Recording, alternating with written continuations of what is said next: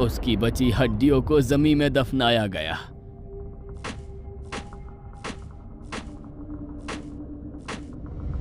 पुजारी जी जानते थे कि भीखू की आत्मा अगले अमावस की रात लौटेगी, और जब लौटेगी तब बहुत सारी शक्तियां लेकर लौटेगी।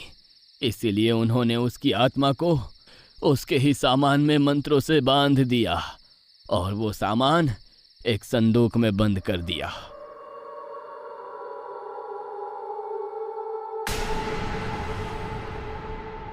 और उस पिटारे को अनजान जगह छुपाया गया। वो पिटारा कहाँ छुपाया गया है वो बस उन्हीं को पता था। और उन्होंने ये भी कहा था कि अगर वो पिटारा खुल गया तो भीखू की आत्मा जरूर लौटेगी।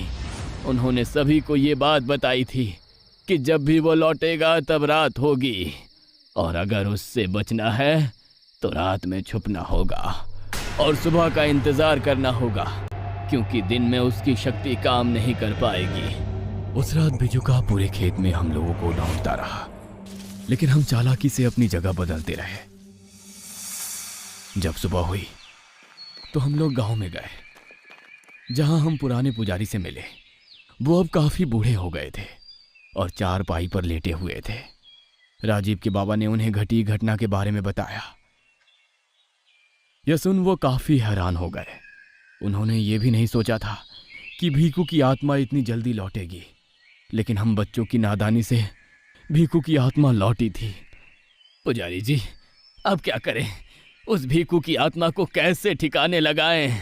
यह सुनकर पुजारी सोच में पड़ गए।